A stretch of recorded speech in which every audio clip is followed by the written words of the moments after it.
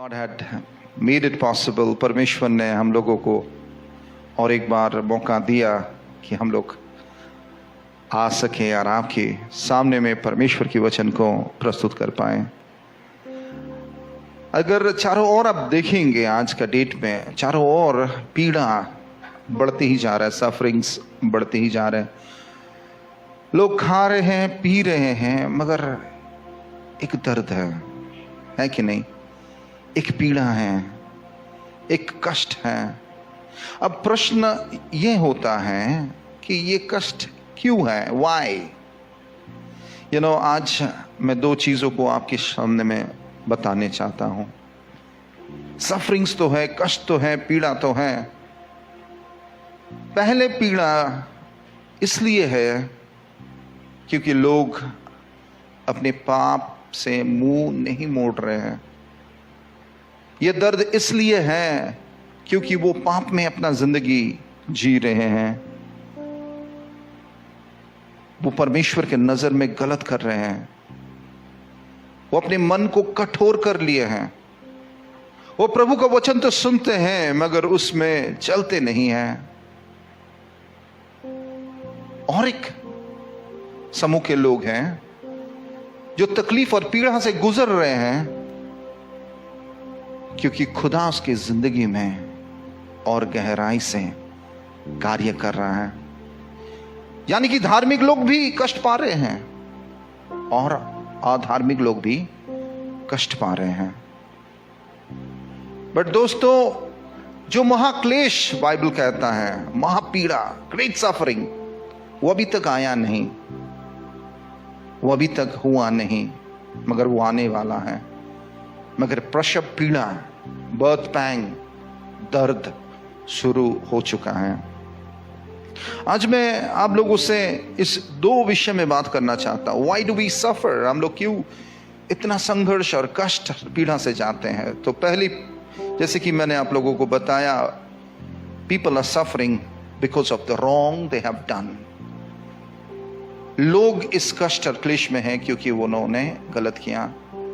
गलत करने का मतलब किसके संग गलत किया? परमेश्वर के संग गलत किया। याद रखिएगा, जब आप पाप करते हैं, आप पहले परमेश्वर के विरुद्ध पाप करते हैं, उसके बाद लोग। अगर आप किसी का संग खराब किए, याद रखिएगा आप परमेश्वर के संग पहले खराब किया। यानी कि गॉड स्टैंड फर्स्ट, उसके बाद जिसके संग आपने किया है, जिसके विरुद्ध आपने किया है। तो आज मैं कुछ चीजों को बताने चाहता हूं कि किस तरह लोग परमेश्वर के विरुद्ध काम किया, उसी लिए वो उसके जीवन में संघर्ष है। वो रोते हैं, कहते कि प्रभु क्या आप देख नहीं पाते? मगर आज ये वचन आपको क्लैरिटी दे देगा कि आप क्या आपके खुद के पापों के लिए कष्ट पा रहे हैं, ना आप एक धार्मिक होने के नाते कष्ट पा रहे हैं। बहुत सारे समय में धार्मिक लोग सोचते हैं क्या क्या है प्रभु, क्या मैं गलत किया? क्या क्यों, किस लिए मेरे जिंदगी में इतना तनाव, इतना कष्ट हो रहा है? आज ये वचन भेड़ों को और बकरियों को अलग कर देगा, आपको दृष्टिकोण दे देगा। आप समझ पाएंगे कि क्या आपकी जिंदगी में आप पाप के लिए कष्ट पा रहे हैं, ना धार्मिकता के लिए कष्ट पा रहे हैं। आइए इस वचन को हम लोग सुनते हैं। अगर आपको याद है, परमेश्वर का वचन, उत्पत्ति का पुस्तक, आदम और हवा ने पाप किया, और जब वो पाप किया, उनके चलते मनुष्य जाति का पतन हुआ। कल मैं देख रहा था, इस एनिमेटेड एक मूवी देख रहा था, जहां मैं देखा किस तरह आदम और हवा परमेश्वर की उपस्थिति में खेलते थे, आनंद उठाते थे। मगर एक दिन शैतान आया, उसे प्रलोभित किया, और आप कहानी जानते हैं कि वो परमेश्वर की आज्ञा को उल्लंघन किया, और शैतान की बात को सुनकर वो उस फल को खा लिया जिसको परमेश्वर ने कहा कि मत खाना, यानी कि आज्ञाकारिता के पाप। ये सुनने में छोटा चीज है, डिसोबीडियंस अंग्रेजी में कहता है, बांग्लाई बोले অনাজ্ঞাকারিতা, ছোট্ট জিনিস। আপনি বলতে পারেন না, আমি তো মার্ডার করিনি, আমি তো চুরি করিনি, আমি তো খুন করিনি, কিন্তু আমি প্রভুর বিরুদ্ধে গেছি, সেটা কিন্তু মানুষ্য জাতির পতনের কারণ হয়েছিল। समझ पा रहे हैं? सो ये छोटा चीज नहीं है। और जब वो पाप किया, परमेश्वर की उपस्थिति से वो क्या हो गया? दूर चला गया। और मैं देखा कल एनिमेटेड वो मूवी में चारों ओर अंधकार हो गया। वो सुंदर जो वातावरण था खराब हो गया। और परमेश्वर उन लोगों को उस ईडन गार्डन से अलग कर दिया। आदम और हवा परेशान हो गया, कष्ट भोगने लगा, वो मेहनत करने लगा, प्रसव पीड़ा में तड़पने लगा। हवा, उनका बच्चा हुआ, 2 बेटा हुआ। और उसके बाद 2 बेटों के बीच में झगड़ा हुआ। एक बेटा को मार दिया, खून हो गया।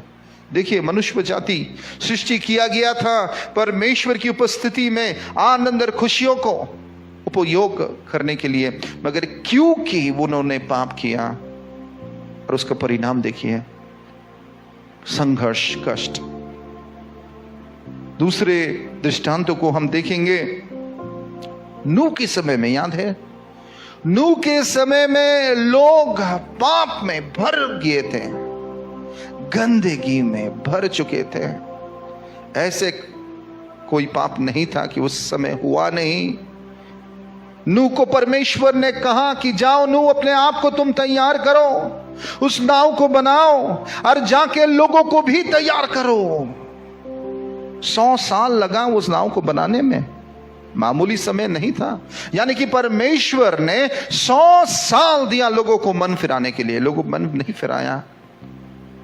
वो नूह का मजाक उड़ाने लगे, ठट्ठा करने लगे, पाप में मगन होने लगे। मगर परमेश्वर के वायदा पूरा हुआ, क्योंकि प्रभु का वचन सच्चा है दोस्तों। और एक दिन बाढ़ आया, नूह का परिवार उस नाव के अंदर चला गया और परमेश्वर की आज्ञा के अनुसार हर एक किस्म का जोड़े, जानवर के जोड़े, सब कोई उस नाव में चला गया। और बारिश हुआ और होते गया और लोग मर गया, सब कोई, दुनिया नाश हो गया। क्योंकि वो पाप किया, क्योंकि वो गलत किया। इसीलिए दोस्तों ये सफरिंग शुरू हो चुका है। शायद बाहर में कुछ नहीं हो रहा है, मगर अंदर में एक पीड़ा है, एक दर्द है। और हम जानते हैं कि आप मेरे संग सहमत हैं, गलत हो रहा है। अपने आप को आप बदल लीजिए दोस्तों, अभी भी समय है। तीसरा दृष्टांत, दाऊद को याद है, जो परमेश्वर को बेहद प्यार करता था। और उस कहानी को भी आपको जानते हैं कि दाऊद ने वह विचार किया बत्शेबा के संग, और उसकी परिणाम क्या हुआ? दाऊद का पहला बेटा अब्सलोम मारा गया। दाऊद को अपने राजत्व को छोड़कर भागने पड़ा। दोस्तों, ये सफरिंग इसलिए है क्योंकि पाप में लोग जी रहे हैं। पाप के चलते इतना क्लेश में लोग चल रहे हैं, मगर महाक्लेश अभी वो देखा नहीं। चौथी एग्जाम्पल को मैं बताने चाहता हूं, वो है अखान के पाप। याद है, परमेश्वर के चुना हुआ जाति इज़राइल यहोशू का नेतृत्व में जब लड़ने गया आय के राजा के संग, इज़राइल का बड़ा बेजोड़ हार हुआ उस दिन। यहोशू जमीन में गिरा हुआ था, वो रो रहे थे और पूछ रहे थे कि प्रभु क्यों हम लोगों का हार हुआ? प्रभु अब तो लोग हम लोगों को मार डालेगा। प्रभु आपकी महिमा हम कैसे करेंगे? प्रभु अब चुने क्यों बुलाए परमेश्वर? मगर प्रभु ने कहा यहोशू से, यहोशू उठ, अरे देख तेरे बीच में ही कोई है जो मेरे विरुद्ध पाप किया। और सचमुच पता चला कि इज़राइल की घराने में आखान के ने पाप किया। उसके परिणाम क्या हुआ? आखान को पथराव से मारा गया। और तुरंत अगर वचन पढ़ेंगे, इज़राइल की सेना फिर गया, चढ़ाई किया और भारी जीत हासिल हुआ। हालेलुया। यानी कि पाप आपके जीवन को नष्ट कर देना चाहता है, और ये पाप शैतान आपको भेजता, आपका जीवन में भेजता है। परमेश्वर का वचन हमारे जीवन के ज्योति है, हमारे जीवन के स्टैंडर्ड है। उस स्टैंडर्ड में अगर आप नहीं चलेंगे, वो ही पाप है दोस्तों। उसीलिए आप संघर्ष कर रहे हैं, उसीलिए आप कष्ट कर रहे हैं। You are suffering because of your sin, and that sin is, वो पाप ये है कि आपने परमेश्वर की वचन के अधीन में अपना जीवन नहीं चलाए। और एक दृष्टांत मैं आपको बताना चाहता हूं दोस्तों, वो है सौल राजा की कहानी। याद है सौल राजा की कहानी? सौल को परमेश्वर ने राजा बनाया, यानी कि परमेश्वर की इच्छा नहीं था, तब पर भी वो उसको राजा बनाए, इसलिए क्योंकि इज़राइल के लोग राजा मांग रहे थे, प्रभु से कह रहे थे मुझे राजा दो, हमें राजा दो, हम लोगों को राजा दो। प्रभु ने कहा मैं आपके राजा हूं। सामुएल ने कहा हमारे राजा तो परमेश्वर है। मगर विद्रोही इज़राइल के लोग कहने लगे नहीं, हमें मनुष्य राजा चाहिए। आखिर में सौल आया, मगर सौल का जीवन बहुत ही खराब उनका अंत हुआ, उनकी घराने के अंत हुआ, क्योंकि सौल ने परमेश्वर की आज्ञा में अपना जीवन नहीं चलाया। परमेश्वर को सौल को कुछ कहा, मगर सौल परमेश्वर के विरुद्ध में गया।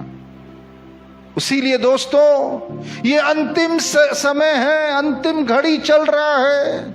अपने जीवन में आप बड़ी डरते हुए और कांपते हुए आपके विश्वास को पकड़ के रखिए, नहीं तो बड़ा बड़ा लोग पीछे चले जाएंगे। इसलिए वचन कहता है जो सामने था जो वो पीछे हो जाएगा, जो पीछे था वो सामने आ जाएगा। इस प्रकार वचन में लिखा गया है कि परमेश्वर ने अपने स्वर्गदूत को भी छोड़ा नहीं। जब वो पाप किया, उसे फेंक दिया, उस नरक की आग में फेंक दिया, और वो वहां पर है जब तक न्याय नहीं होता। तो आप और हम कैसे जीवन जी रहे दोस्तों? मगर दोस्तों, इन सारे चीजों के बावजूद में नया नियम, न्यू टेस्टामेंट, यीशु मसीह के आने के बाद यीशु मसीह ने अपना जीवन को हमारे लिए क्रूस में समर्पित कर दिया, कुर्बान कर दिया। और उनकी मृत्यु के द्वारा, प्रभु यीशुर मृत्यु द्वारा আমরা উদ্ধার পেয়েছি। তার নামে ক্ষমা আছে, তার নামে দया আছে। मगर ये तब होगा जब आप चुनेंगे इस क्षमा और दया को लेने के लिए। इसे कहा जाता है पश्चाताप। बंगाली में इसे बोला जाता है पश्चाताप। यदि अपनी पश्चाताप करें ताले किन्तु प्रभुर এই কষ্ট থেকে, এই যে কষ্ট আপনি পাচ্ছেন, এখান থেকে আপনি ধীরে ধীরে ধীরে ধীরে বেরিয়ে আসবেন, रेस्टोरेशन হবে, फिर से परमेश्वर के संग आप जुड़ सकते हैं। वचन कहता है एक सही पश्चाताप क्या है, what is a true repentance. दोस्तों, सही पश्चाताप का मतलब यह है कि एक पाप को दोबारा नहीं दोहराना है। समझ पा रहे हैं? अगर आपने व्यभिचार किया, दाऊद ने व्यभिचार किया, एक बार किया, बार बार नहीं किया। मगर आप अगर एक बार व्यभिचार किया, फिर आप बंद हो गया, फिर दूसरा बार किया, फिर तीसरा बार किया, आपके अंदर में पश्चाताप नहीं है। You are not repentive. थोड़ा दिन के लिए शायद आप चुपचाप हो गए, थोड़ा दिन के लिए शायद आप सोचने लगे नहीं लोग क्या सोचेंगे, यानी कि आप आपके गलती के लिए शर्मिंदा नहीं है, मगर आपके गलती से आप भागने की कोशिश कर रहे हैं। There are many people, वो कहते कि वो पश्चाताप किया, मगर उसके अंदर में एक टूटा हुआ पन नहीं था। उसके अंदर में सचमुच एक नम्रता नहीं था। मैंने भी पाप किया, गलत किया, प्रभु के पास गया, क्षमा मांगा, मगर जब मैं उस गलती के विषय में सोचता हूं ना, मुझे आज भी दर्द होता है और मैं कभी एक गलती को दोबारा नहीं दोहराया। हालेलुया। आज लोग कहते हैं, पास्टर्स लोग कहते हैं, विश्वासी कहते हैं, ओ मैंने पश्चाताप किया। प्रभु तो क्षमा का परमेश्वर है, प्रभु तो दया का परमेश्वर है, प्रभु तो प्यार करने वाला परमेश्वर है। अच्छा, सही बात है, आपने सही सुना, सही समझा, मगर क्या सचमुच आपके अंदर में पश्चाताप है इस विषय के लिए? दोस्तों, मैं 5 पश्चाताप के चिन्ह को बताने चाहता हूं आज आपके सामने में। अगर सचमुच आप पश्चाताप किए हैं तो ये 5 साइन आपके संग जुड़ा रहेगा, और ये साइन लोग आपके संग जो जुड़े हुए हैं ना, वो भी देख पाएंगे, आप भी देख पाएंगे।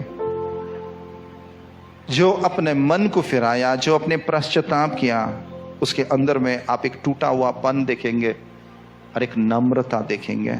You can see the humility, यानी कि उसके अंदर में आप देखेंगे, हाँ मैंने गलत किया है, हाँ मैंने खराब किया, हाँ मैंने सही नहीं किया। I am sorry God, I know I have done wrong. You know, वो लड़ेगा नहीं, वो अहंकार नहीं करेगा, वो ये नहीं बोलेगा कि अरे मैं तो किया तो क्या हुआ, सब ने पाप किया तो क्या हुआ।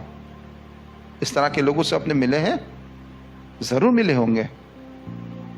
उसके अंदर में पश्चाताप नहीं है, वो अहंकार से भरा हुआ है, वो नम्रता उसके अंदर में नहीं है। दोस्तों,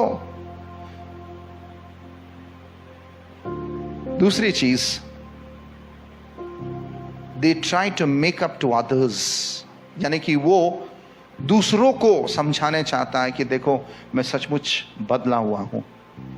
यानी कि वो दुखी इसलिए है कि उसके शायद बॉस है, उसका अथॉरिटी है, उसको किस तरह उसको खुश करना है, ये नहीं कि परमेश्वर को किस तरह हमें खुश करना है। वो अपने कॉन्सिक्वेंस से डरते हैं, उसीलिए वो चीजों को, उसके बाहरी चीजों को सही देखने चाहते हैं, अंदर की चीज नहीं। और वो कहते हैं कि मैं रिपेंटेड हूं। यानी कि बहुत सारे समय में आप देखेंगे लोग चीजों को करते हैं दिखावा के लिए, यानी कि लोगों को इंप्रेस करने के लिए।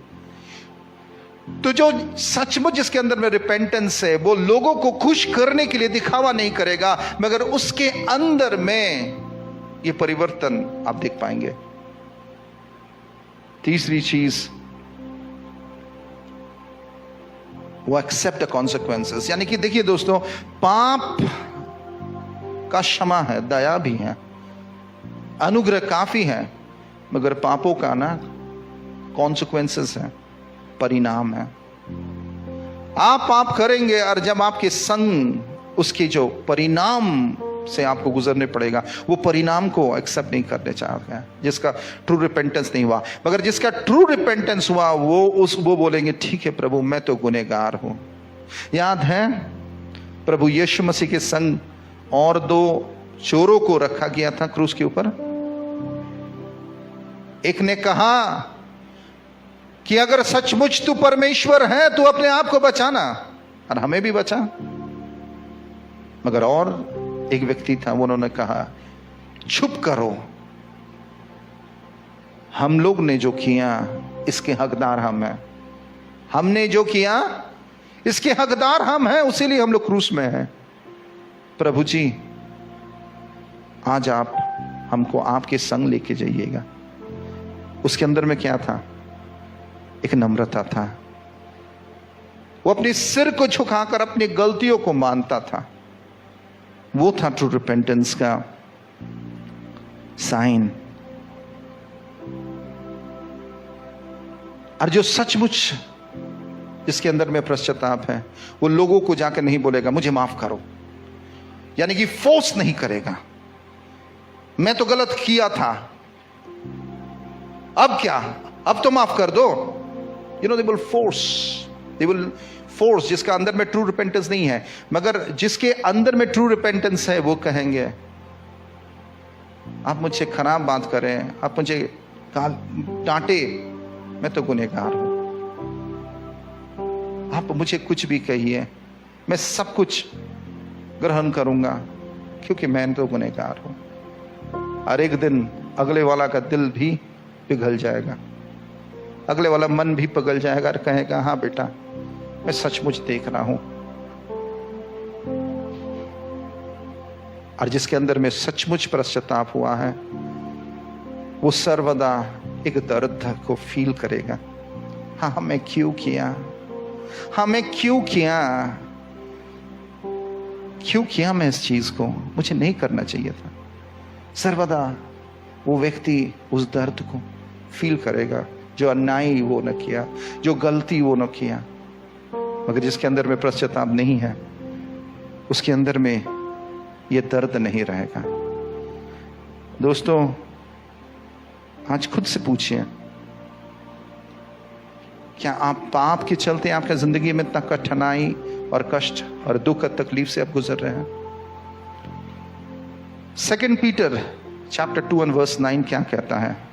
द्वितीय पीतरेर पुस्तक 2 अध्याय 9 पद की बोल छे, तो प्रभु भक्तों को परीक्षा में से निकाल लेना और अधर्मियों को न्याय के दिन तक दंड की दशा में रखना भी जानता है। आमीन। प्रभु जानता है, प्रभु जानता है दोस्तों, गॉड नोज इट, कौन धार्मिक है और कौन बदमाश है। सुनने में शायद खराब लग रहा है, गॉड नोज इट। हम और आप जितना भी लोगों को इंप्रेस और दिखावा करने की कोशिश क्यों ना करे, उसीलिए वचन कहता है परमेश्वर जानता है कि अपने चुने हुए लोगों को किस तरह कठिनाई से बाहर करना और बदमाश लोगों को इस तरह न्याय में रखना जब तक वो पूरा न्याय नहीं करते हैं। हालेलुया। यानी कि गॉड विल जज, गॉड नोज इट। परमेश्वर को पता है, परमेश्वर जानते हैं क्या आप धार्मिक हैं ना आप बदमाश हैं। आप मुझसे लड़ सकते हैं, आप अपने बीवी से लड़ सकते हैं, आपके दोस्त से लड़ सकते हैं, आपके हस्बैंड से लड़ सकते हैं, आपके खुद के ढिढोरा आप खुद पीट सकते हैं, but it doesn't going to change your destiny. By the way, खुद को आप बदल सकते हैं परमेश्वर की सामर्थ से, और जब परमेश्वर बताएगा तभी चीजों को आप देख पाएंगे। मैं बताना चाहता हूं ये अंतिम दिन आ चुका है दोस्तों। इस अंतिम दिनों में ना भेड़ और बकरियों को प्रभु अलग कर देगा। जो चर्च में आते हैं सोचते कि आप लोग सब कोई भेड़ है, नहीं, मैं भी आपका जजमेंट नहीं करूंगा, परमेश्वर कर रहा। I will rescue the godly out of the trials and I will keep the wicked under punishment and unto the final judgment। अंग्रेजी में इस प्रकार लिखा गया है 2 पीटर 2:9 का। उसी लिए दोस्तों मैं आपको कहना चाहता हूं, आपके मन को फिराओ, मन को पश्चाताप करो, प्रभु से जोड़ जाओ, क्योंकि इस अंतिम दिनों में भेड़ और बकरियों को प्रभु अलग कर देगा। भेड़ और बकरी, आज आप खुद से पूछिए, आप क्या भेड़ है ना बकरी है? मगर धार्मिक लोग भी कष्ट से गुजर रहे हैं, धार्मिक लोग भी कष्ट से गुजर रहे हैं। पहला पतरस 1:4 क्या कह रहा है? अर्थात एक अविनाशी और निर्मल और अजर मिरास के लिए। नहीं, 1 Peter chapter 1 and verse 4 is that? Yes. Okay, यहां लिखा हुआ है, therefore since Christ suffered in his body, arm yourself with the same attitude, because whoever suffers in the body is done with sin। यानी कि प्रभु यीशु मसीह भी कष्ट से गुजरा था, तो हमें भी सफरिंग से, कष्ट से गुजरने ही पड़ेगा। पहला पतरस 4:12-13 क्या लिखा गया है? अच्छा, पहला पत्रस 4 अध्याय 12-13 पद।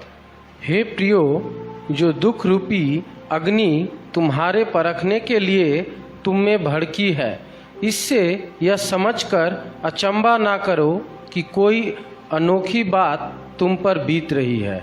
समझ लीजिए, यानी कि धार्मिक लोगों को भी और ज्यादा परमेश्वर शुद्धिकरण कर रहे हैं। जो परमेश्वर के खादिम है, जो पाप में नहीं चल रहे हैं, उसके जीवन में भी परमेश्वर और गहरा कार्य कर रहा है। उसलिए वचन कहता है, तुम अचंभित मत हो जाना कि जब तुम्हारे जीवन में कठिनाई और कष्ट और अद्भुत चीज होगा, तुम पूछ सकते हो, मैं तो धार्मिक हूं, तो मेरी जिंदगी में इतना कष्ट तकलीफ क्यों? क्योंकि परमेश्वर तुम्हारा जिंदगी में कुछ कर रहा है। हालेलुया। 13वीं पद क्या कहता है? पर जैसे जैसे मसीह के दुखों में सहभागी होते हो, आनंद करो, जिससे उसकी महिमा के प्रकट होते समय भी तुम आनंदित और मगन हो। आमीन, हालेलुया। यानी कि जब कष्ट आता है, जो धार्मिक लोग हैं, एक तो परमेश्वर के विरुद्ध में खड़ा है, उसके लिए उसके जीवन में कष्ट है। एक तो परमेश्वर के लिए खड़ा है, तब पर भी उसके जीवन में कष्ट है। क्योंकि जब उसके जीवन में कष्ट आ रहा है, कुछ खराब नहीं करने के बावजूद भी, तब परमेश्वर को मत कोसिए, मगर धन्यवाद दीजिए और कहिए कि मैं परमेश्वर तेरा इबादत करूंगा। एक आचरण है। जब स्टीफनुस को मारा जा रहा था, स्टीफनुस परमेश्वर की इबादत कर रहे थे। जब पौलुस को पीड़ा और तकलीफ और कष्ट से गुजर रहे थे, तब पर भी पौलुस कह रहा था कि मैं प्रभु में सदा आनंदित रहूंगा। यानी कि विश्वासी, निराश मत होइए जब तकलीफ और कठिनाई से आप जा रहे हैं। धन्यवाद दीजिए, क्योंकि परमेश्वर भी इस कठिनाई से गया। परमेश्वर को मत कोसिए। जोब के पुस्तक अगर आप पढ़ेंगे, जोब का जीवन में इतना पीड़ा और तकलीफ और कष्ट और क्लेश आया, मगर यह बंदा परमेश्वर के विरुद्ध में बातें नहीं किया, मगर प्रभु को इबादत करने लगा। ये है और एक किस्म के लोग जो कष्ट से गुजर रहे इस समय, but they belong to Christ. They are suffering not because of their sin. वो अपने पापों के लिए, अपने गलतियों के लिए नहीं इस कष्ट से जा रहे, मगर परमेश्वर के संग और मजबूती के संग जोड़ रहे हैं उसके जीवन। हालेलुया। पहला पत्रस 4 के 7वें वचन में कहता है, क्या कह रहा है? सब बातों का अंत तुरंत होने वाला है। हालेलुया। सब बातों के अंत तुरंत होने वाला है, इसलिए संयमी होकर प्रार्थना के लिए सचेत रहो। 2 चीज कह रहा है। अंग्रेजी बाइबल में तो साफ लिखा है, the end of the world is coming soon. इस दुनिया का अंत बड़ा जल्दी ही होने वाला है। उसीलिए अपने आप को प्रार्थनाओं में और परमेश्वर की आज्ञाकारिता में निपुण करो, बनाओ, तैयार करो। पहला पत्रस 4 के 17 पद क्या कह रहा है? क्योंकि वह समय आ पहुंचा है, वो समय आ पहुंचा है कि पहले परमेश्वर के लोगों का न्याय किया जाए, और जब कि न्याय का आरंभ हम ही से होगा, तो उनका क्या अंत होगा जो परमेश्वर के सुसमाचार को नहीं मानते। माना। देखिए, ये वचन भारी है, सामर्थी है। ये वचन साफ रीत में कह रहा है कि परमेश्वर के न्याय कहां से शुरू होगा?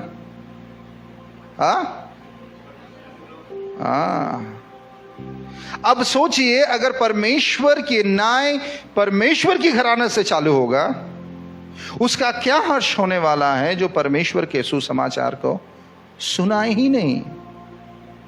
तो समझ जाइए, सुधर जाओ बेटा, अभी भी समय है, खेल मत करो। टाइम इज स्टिल देयर, अभी भी मौका है। परमेश्वर के विरुद्ध में खड़ा मत हो। एक भी व्यक्ति परमेश्वर के विरुद्ध में खड़ा नहीं हो पाया, अभी भी मौका है दोस्तों, अभी भी मौका है। उसकी न्याय उसके घर से शुरू होने वाला है। मसीह परिवार, पासवानों, इवेंजलिस्ट, विश्वासी परिवार, सुन लीजिए, शुरू हो चुका है। और ये चर्च से शुरू होगा, ये मसीह के परिवार से शुरू होगा। संभल लीजिए।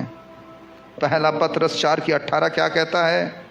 और यदि धर्मी व्यक्ति ही कठिनता से उद्धार पाएगा तो भक्तिहीन और पापी का क्या ठिकाना। अरे बाबा ये डरावनी है दोस्तों। क्या लिखा है? फिर से पढ़ो रोहित। और यदि धर्मी व्यक्ति ही कठिनता से उद्धार पाएगा तो भक्तिहीन और पापी का क्या ठिकाना।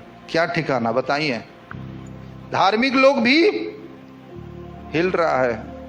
मैंने कहा था 2021 का मैसेज जब मैं विजन कास्ट कर रहा था, मैंने कहा था कि धार्मिक लोग भी हिल जाएंगे,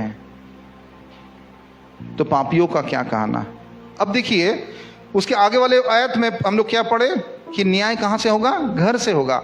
अब घर के अंदर में अगर आप चले जाते हो, यानी कि चर्च के अंदर में घुस जाते हो, विश्वासी के अंदर के जीवन से देखोगे, अब दोनों के अंदर में भी परमेश्वर एक डिफरेंस ला रहा है, एक धार्मिक, एक पापी। अब बोल रहा है परमेश्वर के जो धार्मिक है भी, वो भी हिल जाने वाला है। सोचो तो पापियों का क्या होगा। ये डरावनी है दोस्तों। और अंत में क्या लिखा गया है? इसलिए जो परमेश्वर की इच्छा के अनुसार दुख उठाते हैं वे भलाई करते हुए अपने अपने प्राण को विश्वास योग्य सृजनहार के हाथ में सौंप दें। आमीन, हालेलुया। दोस्तों अभी भी समय है, अपना जीवन को परमेश्वर के हाथों में डाल दो। अभी भी समय है, अपना जीवन को परमेश्वर के हाथों में डाल दो। फिर से एक बार पढ़ दो उसको। इसलिए जो परमेश्वर की इच्छा के अनुसार दुख उठाते हैं। इसलिए किसको कहा जा रहा है ये बात? धार्मिक लोगों के लिए। इसलिए जो परमेश्वर के दुख उठाने से वे भलाई करते हुए अपने अपने प्राण को विश्वास योग्य सृजनहार के हाथ में सौंप दे। समझ पा रहे हैं? पापी लोग पश्चाताप करो, धार्मिक लोग परमेश्वर के ऊपर भरोसा करके अपना धार्मिक जीवन में जीते रहो। आइए अपने आंखों को बंद करते हैं। परमेश्वर पिता तुझे धन्यवाद देते हैं ये मधुर और सुंदर वचन के लिए। प्रार्थना करते हैं कि प्रभु हम लोगों को आप अब तैयार कीजिए। पवित्र आत्मा में दुआ करता हूं कि एक एक के दिलों में, मन में, आत्मा में प्रभु बातें कीजिए, मेरे जीवन में बातें कीजिए और गहराई से समझाइए मुझे बता प्रभु मेरी जिंदगी में और किस किस चीज को मुझे बदलने पड़ेगा। मैं तैयार हूं। सारे आदर महिमा तुझी को देते हैं। तेरे सामर्थ हमारी दुर्बलता में सिद्ध हो प्रभु। हमें बल दें, हमें शक्ति दें। पश्चाताप की आत्मा से प्रभु तो लोगों को छू लें कि वो अपने मन को फिरा। तुझे धन्यवाद करते हैं क्योंकि तू खुदा है और तेरा वचन सच्चा है। दुनिया टल जाएगी मगर तेरा वचन नहीं टलेगा क्योंकि तू आदि और अंत है। धन्यवाद का संग ये प्रार्थना प्रभु यीशु तेरे ही मीठे नाम से हम मांगते हैं और हम कहते हैं आमीन।